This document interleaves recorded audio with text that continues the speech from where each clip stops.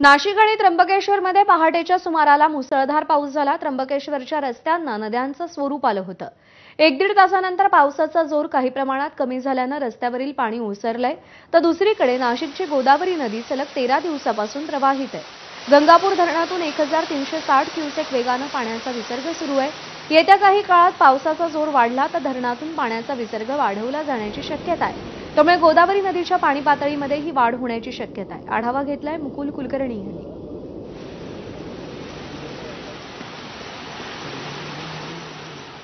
नाशिकची गोदावरी नदी सलग 13व्या दिवशी ही प्रवाहित असल्याचं आपल्याला बघायला मिळतं आहे। 19 जूनला नाशिक शहर परिसरामध्ये मुसळधार पर्जन्यवृष्टी झालेली होती।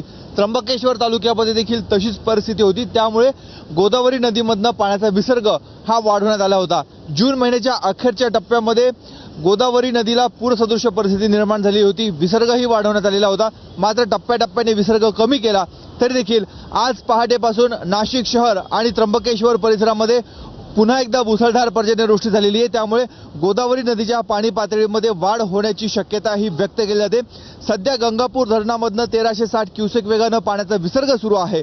मात्र धरणाच्या पाणलोट क्षेत्रामध्ये होणाऱ्या सातत्याच्या पावसामुळे धरणामधला विसर्ग हा वाढला जाऊ शकतो। आता सध्या परिस्थितीमध्ये आजूबाजूचे रस्ते आणि छोटे पूल यांना पाणी लागलेलं आहे, परंतु पाण्याचा विसर्ग जर वाढला तर हे सर्व पूल आणि आजूबाजूचे मंदिरं ही पाण्याखाली जाण्याची शक्यता आहे।